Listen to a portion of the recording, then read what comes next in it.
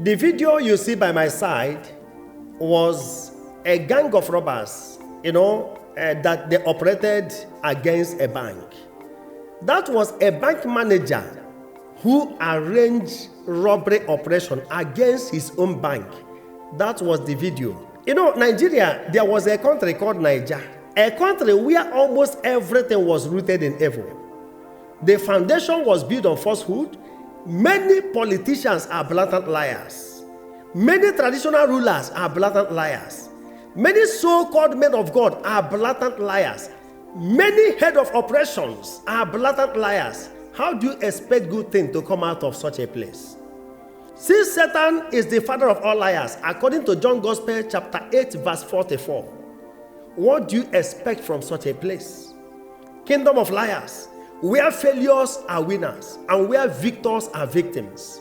What do you expect to come from such a place? Do you expect anything good from there?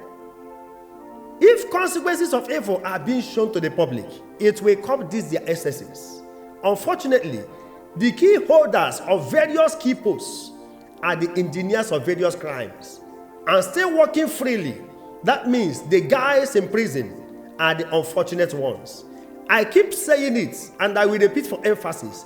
Falsehood will never last, and the stolen crown is a mere cap. And do not forget that anything that pretend join together, that God will put asunder.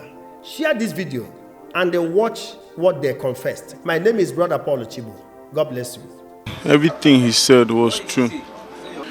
From the part that I collected his number in the bank, I saw him, the way he looked, the tattoos on his body. I felt he was the best person to get me people, which I discussed with him that I needed people to help me come and collect money from the bank on a Saturday, and he said I should give him small time, that he will get them. And he knows somebody, that the person used to be a soldier, and he knows that this person will be able to do it, and he gets people. That was when he organized the meeting with me and him on the 24th or 25th. He had already briefed him, so I didn't have much to tell him. What I just needed to tell him was how they will enter and how they will make the mopo and other things that they need to do to be able to get the money, how they will take me to turn off the CCTV camera, and how they would get to the ATM gallery to take the money. Prior to that evening, we were supposed to get a driver. That's Friday evening before the day of the robbery. All attempts to get a driver failed. So when I had met these guys on Saturday morning, Prince, Elisha, and Muslim Timothy, I met them on Saturday morning. Already they were inside the car, and I now called him. I said, "How far? Now this driver thing is an issue. We need a driver. Can you drive?" He said, "No, he doesn't know how to drive, but he has someone that he thinks will be able to drive." I said, "Okay, no, well, when you're with that person, let me know." I don't know where exactly they were, whether they were at the bank, but I knew that he came around the bank. So I spoke to the guy, and I asked him if he knew how to drive manual. He said yes, and I explained to him. He said, "Okay, fine. See the car that you are going to take is a car in the bank, the branch car." And he said, "Okay, no problem." So at that point, I called him and asked, I said, "Where are you?" And he said, "It's around the bank." That he came to meet the driver. So I don't know if he left immediately. I don't know when he left, but I knew that he came to that place before that thing happened. You told us on Tuesday. Yes, I was afraid. Everything I told you was a lie. I was afraid. I just lied to you to save my head. This is the truth. So, who brought the guns that you didn't? They brought the guns. I didn't have any business with any guns. My own role was to show them what and what today they are supposed to provide their weapons. What exactly you wanted them to use for the operation if you have no business with them? They said this guy, when I spoke with him, he said he had a gun. That gun is not what he told me specifically is getting a gun is not a problem. Now, Prince. Who apart from you in your organization, in your friends, is aware of this? Nobody has a hand, I swear before man. Nobody. Why I told him that, why I told Ernest that, was to put fear. What did you tell Ernest? When I told Ernest, listen now, I'm not lying. When I told Ernest that there was someone involved, yes, I did tell him that. Why I told him that, listen now, why I told him that was in case he had plans of getting people to collect the money and run away, so that he will have a mindset that there is someone else involved. Why was your target also, apart from Pape, you mentioned Maraba? When I met him for the first time, I mentioned Pape or Maraba. Reasons being that I was still trying to do like a psychoanalysis on him. I didn't trust him to tell him specifically. It was at the point where I built trust with him. That was when I now told him is Pape, because the truth is there was nothing existed for Maraba. I just needed him to have a double mind. I didn't want him to just at once believe that it is a Pape thing.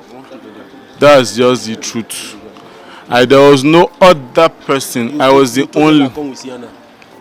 Was I there with any Sienna? Did you see any Sienna there? It was a lie.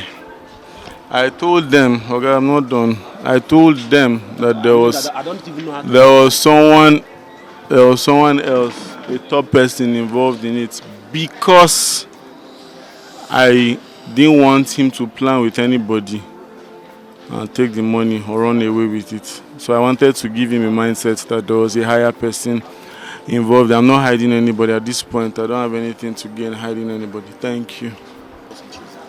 Yes, from what I've heard from Ernest, now he's saying the truth.